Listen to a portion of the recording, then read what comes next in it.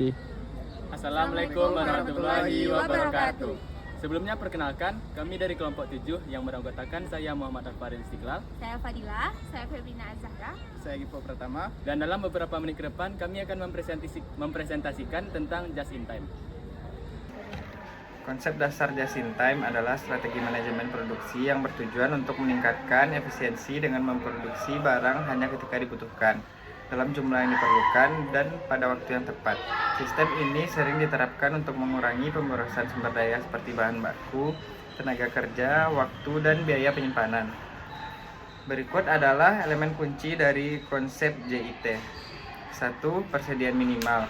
Persediaan bahan baku, barang setengah jadi, dan barang jadi dijaga seminimal mungkin. Material baru dipasok tepat sebelum diperlukan dalam proses produksi. 2. Produksi sesuai permintaan. Produksi dilakukan berdasarkan permintaan aktual pelanggan, bukan berdasarkan perkiraan atau prediksi. 3. Pengurangan pemborosan. JIT menargetkan untuk mengurangi pemborosan dalam berbagai bentuk seperti waktu tunggu, overproduksi, cacat produksi, dan kelebihan stok. 4. Kolaborasi dengan pemasok. Sistem JIT membutuhkan koordinasi yang kuat dengan pemasok untuk memastikan bahwa dikirimkan tepat waktu dalam jumlah yang tepat. 5. Proses produksi yang efisien. Pabrik dirancang agar setiap proses berjalan dengan aliran kerja yang sederhana, berkelanjutan, tanpa hambatan atau penumpukan material. Nomor 6. Kualitas terjamin. Karena tidak ada ruang untuk kesalahan atau stok cadangan, kualitas produksi di setiap tahap produksi bagus dijaga dengan ketat. Materi selanjutnya yaitu perbedaan antara sistem just in time dengan sistem tradisional. Perbedaan antara sistem just in time dengan sistem tradisional terletak pada pendekatan mereka terhadap pengelolaan produksi, persediaan, efisiensi operasional. Berikut adalah beberapa perbedaannya. Yang pertama, pendekatan persediaan. Dengan sistem just in time, persediaan bahan baku, barang dalam proses, dan barang jadi dijaga seminimal mungkin. Yang kedua, bahan baku hanya dipesan dan diproduksi tepat sebelum dibutuhkan.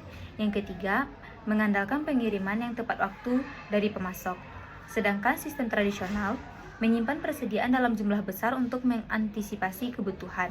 Yang kedua, sering memiliki gudang besar untuk menyimpan bahan baku dan barang jadi.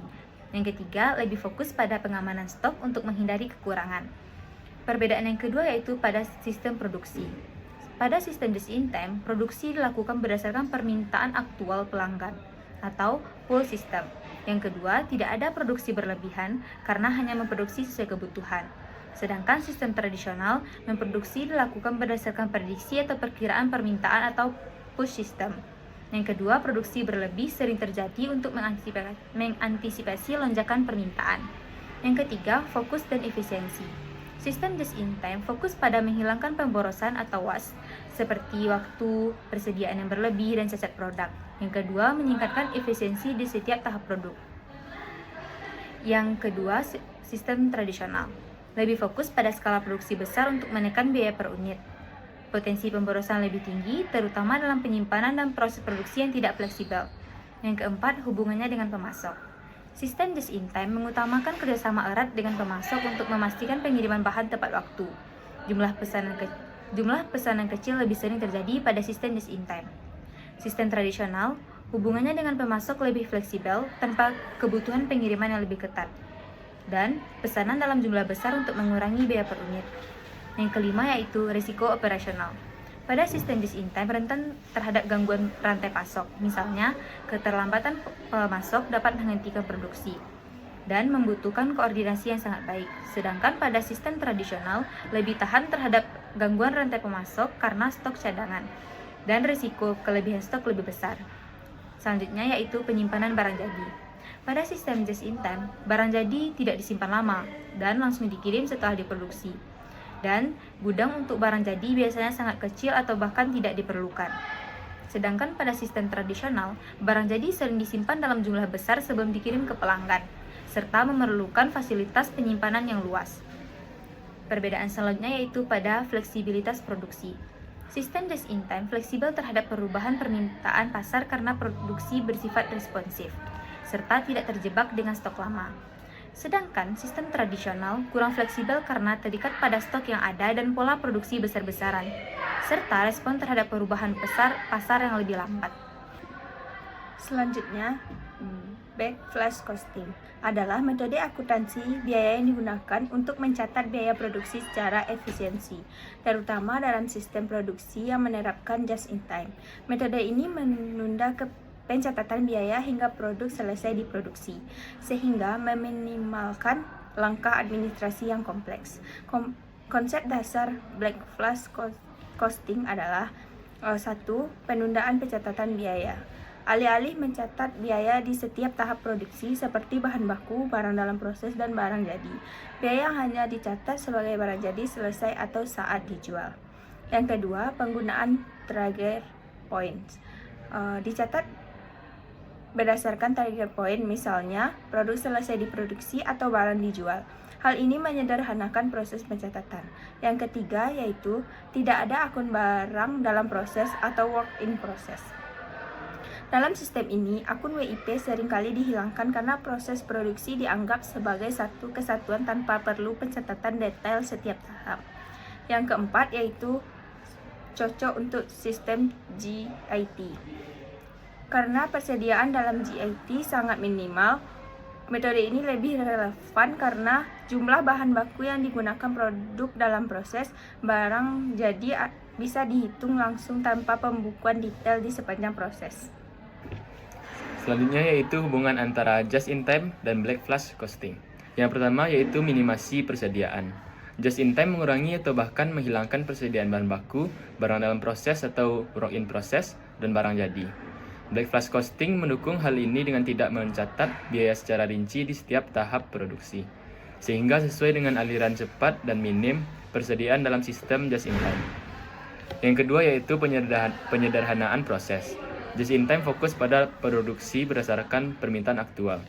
Sedangkan backflash costing tidak mencatat biaya di setiap tahap produksi seperti WIP, tetapi langsung mencatat biaya saat produk selesai atau dijual. Lalu yang ketiga, eliminasi akun work in process.